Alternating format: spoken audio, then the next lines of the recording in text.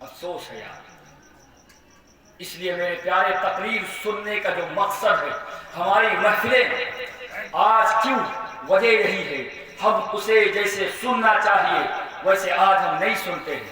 جیسے چاہا ویسے چلے آئے. یار آپ بزرگوں کی تاریخ پڑھو. لوگ جب آتے تھے اور ہمارے اندر میں تو کہتا ہوں ہمارے علماء کے اندر بھی کمیاں ہیں. اس لیے میں نے کہا دل کے ففولے جل اٹھے سینے کے راہ سے اس گھر کو آگ لگ گئی گھر کے چراغ. بے شک آج ہمارے اندر بدعملیاں ہیں. اور دیکھ لو مولانا تو بنے ہیں مگر بے نمازی. مولانا حافظ قاری کا لیبل تو چپتا ہے مگر بے نمازی بدعملی ہے. نماز نہیں پڑھتے.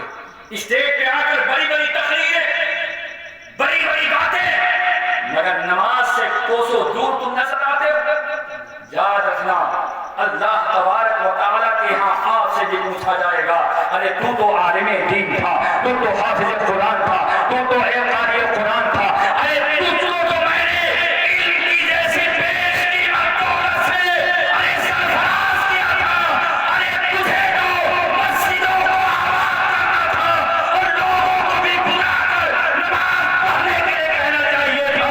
ارے جب تو ہی بدعمل ہو گیا تو کیا کسی کو نماز کی تلقین کرے گا. بے شک اس لیے ہم کو خود باعمل ہونا چاہیے.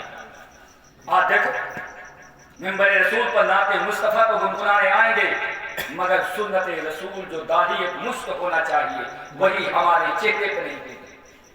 میں پوچھتا ہوں تم نے کس کتاب میں پڑھ لیا؟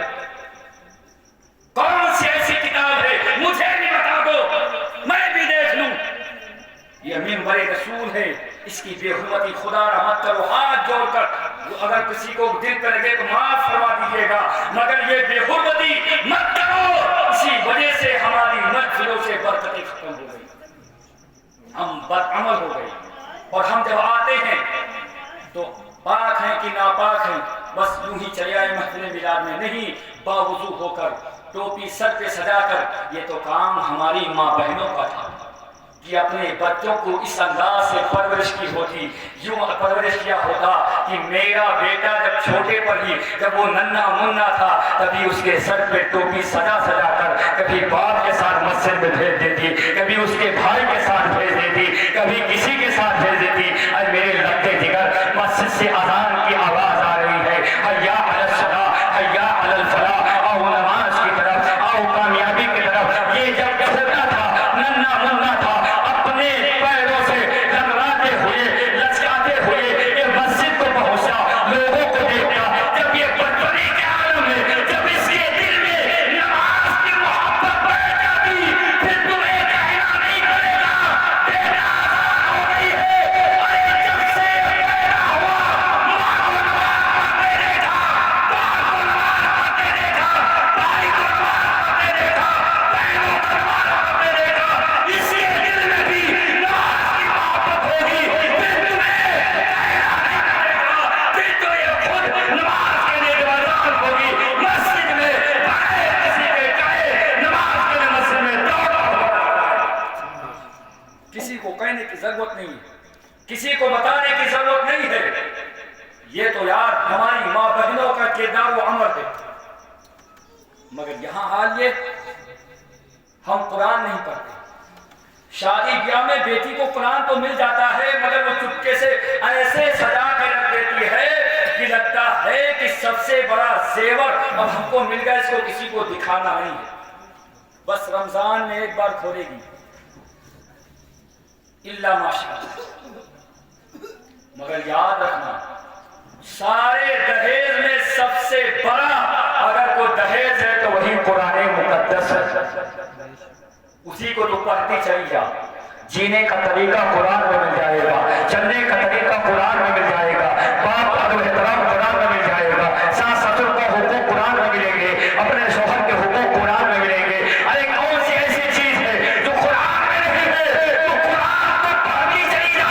تنزل الفاظ کو صحیح معنوں میں اس کے ترجمے کو پڑھ کر اس کے مطلب کو تو سمجھتی چلی جا. تیری زندگی کی جتنی بھی پریشانیاں ہیں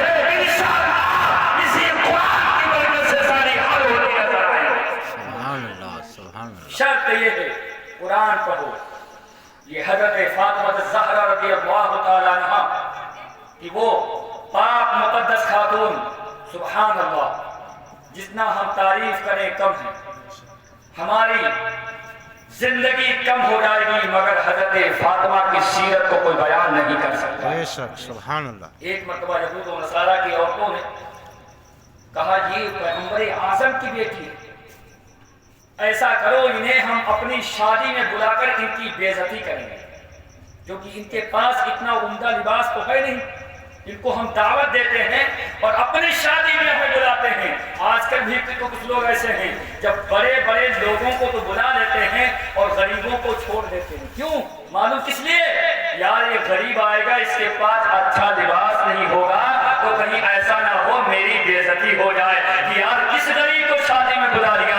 ہمارے آقا نے ارشاد فرمایا وہ ولیمہ سب سے بیکار، سب سے بدتر ہے جس میں غریبوں کا نہ پوچھا جائے، صرف مالداروں کو کھلایا جائے. اس لیے شادی بیاہ میں سب سے پہلے غریبوں کو کھلاؤ، اس کے بعد مالداروں کو کھلایا. ہم تو غریبوں کو بھول گئے. 40واں ہو تو سب سے پہلے مالدار. جو غریبوں کا حق ہے ان کو ہم نے بالائے طاق کر دیا. اور حال یہ ہے 40ویں میں حال یہ ہے جیسے ہی مردہ ادھر قبرستان میں دفن ہوا اعلان ہوگا کہ فلاں کے گھر پہ کل اتنے بجے قرآن خوانی ہے اور صبح فجر کے بعد مسجد میں چنے پڑھے جائیں گے. باقاعدہ اعلان ہوتا اور لوگ بہت صبح کہو نماز نہ پڑھیں چنا پڑھنے آ جائیں. اور میں نے دیکھا نہیں اپنی مسجد میں دیکھا، بعد میں چپ کے ہمیں نہ آئے گئے اور بعد میں اللہ نے توفیق دی ہے مسجد میں آ گئے ہو تو پہلے نماز فجر کا فرمایا پھر چنا پڑھو، اعلان ہو جاتا ہے. مگر یہ جب شادی ہوتی ہے کوئی قرآن کھانے نہیں، کوئی میلاد پاک نہیں، بالکل سادہ سیدھا بس ڈی جے بجا کر اسی دھن میں ہماری شادیاں ہوتی ہیں. پھر یہ شادی خانہ آبادی نہیں بلکہ وہ شادی خانہ بربادی ہو جاتی